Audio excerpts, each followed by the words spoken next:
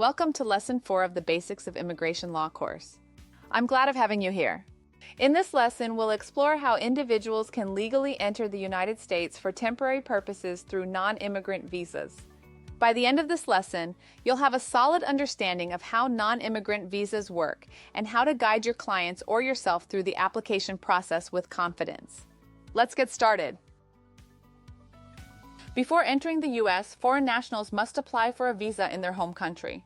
The application process ensures that visitors undergo a rigorous review and approval before allowing them entry into the U.S. First, let me review what a non-immigrant visa is.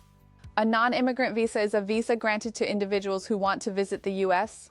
temporarily for tourism, business, studying, or other purposes. The visa is a stamp on the passport that covers one passport page and has the passport holder's photo.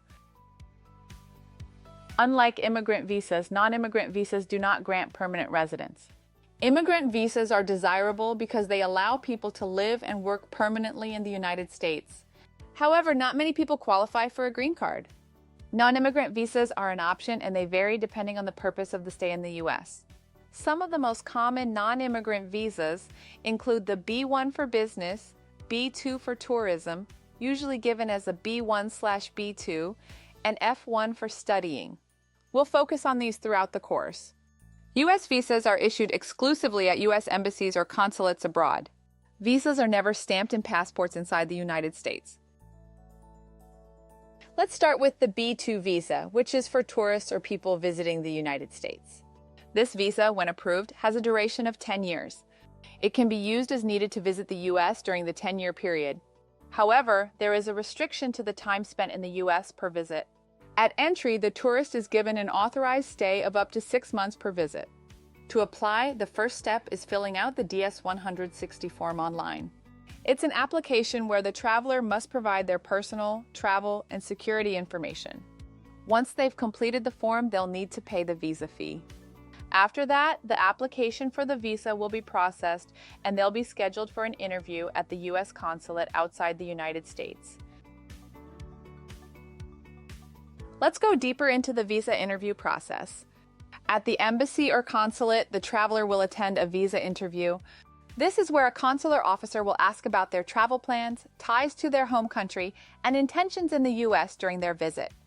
The traveler will have to show supporting documents like proof of income, family ties, travel itinerary, and bank statements or assets. Now let's go over the things that consular officers analyze when they review a tourist visa application. Consular officers assess whether the travelers intend to return to their home country after their visit and not stay in the U.S. permanently. They will also consider the evidence of strong ties to their home country, such as employment verification, school enrollment, property ownership, or family ties. This assures officers that the traveler will return home. The traveler should demonstrate that they have sufficient funds to cover their trip expenses like bank statements, property ownership, etc. They should have a detailed plan of their intended travel, including dates, locations, and purpose of visit. They should also provide truthful and accurate information on the application and during the interview. Consular officers investigate and corroborate that the application is truthful. If approved, the officer may ask for the passport. The passport is stamped with the visa and later is mailed to the traveler's desired address via courier service. The tourist visa always has a duration of 10 years. When the traveler arrives in the U.S., they'll go through immigration. An officer will scan their visa and passport. At that moment, an I-94 record is generated electronically. This form shows the entry registry and states how long the traveler is allowed to stay in the U.S. during that visit. Let's go over the validity and the duration of the visa. The B1/B2 visa is valid for 10 years, but that doesn't mean you can stay in the U.S. for 10 years straight. Each time you enter, you're usually allowed to stay for up to 6 months. So what's the difference? The visa validity refers to the period during which the visa can be used to enter the U.S. However, the duration of stay is how long the officer allows the traveler to remain in the U.S. on that particular visit. The date limit is shown on the I-94 record created at the time of entry after the passport is scanned at the airport. Let's see some important reminders about B1 and B2 visas. To stay longer, the traveler can apply for an extension of the stay, but they must do it before the authorized stay expires. To apply to extend, they should submit Form 1-539 to USCIS with a detailed explanation of why more time is required in the U.S. during a tourist visit. All visitors are required to leave the U.S. before the date on the I-94 entry form. Otherwise, the individual begins to accumulate unlawful time in the United States. Now you might wonder, once they leave, how long do they have to wait before coming back to the U.S. again? There's no official rule that says they must wait a certain number of days. But if they try to come back too soon, especially after spending a long time in the U.S., the immigration officer may question whether they're really using the visa for temporary visits or not.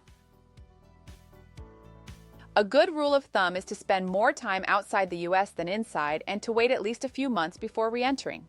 The key is to show that you're not living in the U.S. full-time on a tourist visa. Let's recap the key points of the tourist visa.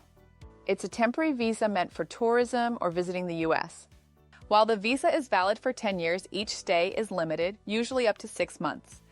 The date listed on the I-94 record should always be respected, as that determines how long the traveler is allowed to remain in the country. And most importantly, intent to return to the home country should always be shown. Let's talk about one of the most common ways to come to the United States, the student visa. The F-1 visa is a non-immigrant visa issued to individuals who are enrolled full-time in an academic program at a U.S. government-approved school or university. This includes colleges, universities, high schools, language training programs, and other academic institutions. Let's go over the legal requirements. To qualify for an F-1 visa, the following key legal requirements must be met. The student must first apply to and be accepted by a Student and Exchange Visitor Program certified school. Schools that are accredited will have an international student department. Once accepted, the school will issue Form 120, which is required to apply for the visa. The student must plan to attend school full-time and in person during the stay in the U.S. They must show that they have sufficient funds to cover their tuition and living expenses because this visa does not allow the student to work, with only a few exceptions.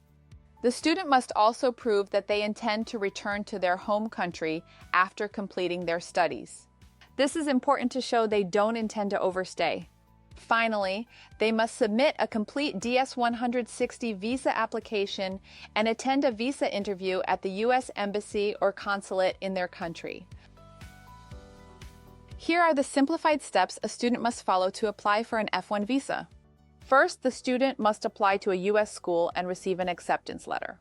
After being accepted, the school will issue Form 120, which is required for the visa process. Next, the student must pay the SEVIS fee, which is currently $350.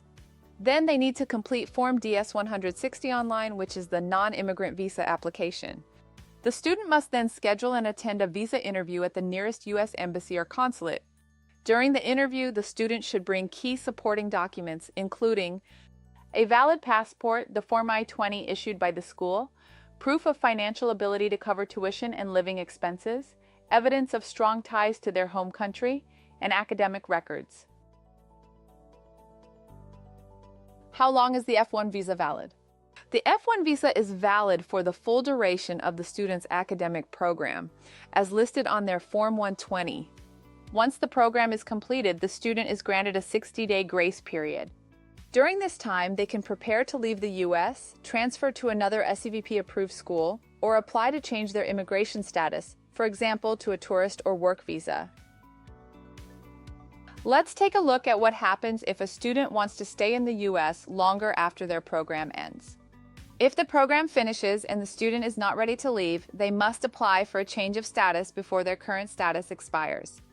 This is done by submitting Form 1-539, the application to extend or change non-immigrant status, to USCIS. It's very important to always stay in a valid immigration status while in the United States. Overstaying can result in serious immigration consequences, including being denied future visas or getting deported. Now let's talk about an important but sometimes overlooked detail: passport validity. A student must always check the expiration date on their passport. The passport must be valid for the entire duration of their stay in the United States. If it expires early, it could shorten the time they're allowed to remain in the country, or even cause problems at the border. The most important thing is to always stay in the U.S. with a valid immigration status. Let's review what we've covered in this course. We explored two of the most common non-immigrant visa categories, the tourist visa and the student visa. These visas are designed for temporary stays in the United States and do not lead to permanent residency. It's essential that applicants affirm their intent to return to their home country after completing their visit or program. In other lessons, I have discussed the ESTA Visa Waiver Program, which allows citizens of certain countries to enter the U.S. without applying for a visa. It's important to remember that not everyone enters the U.S. with a visa. Some individuals may arrive without proper documentation, such as a passport or visa, and seek asylum due to persecution or fear of it. You can learn more about that process in our dedicated asylum course, where we cover eligibility, application steps, and best practices. We hope this course has clarified how non-immigrant visas work and what to expect when entering the U.S. for a temporary stay. Before we end, here are a few key reminders. Always verify the validity of the visa. Make sure the passport is valid for the entire stay. Thoroughly prepare your client for the visa interview, and emphasize the importance of following all immigration rules while in the U.S. That wraps up this lesson. Thanks for watching.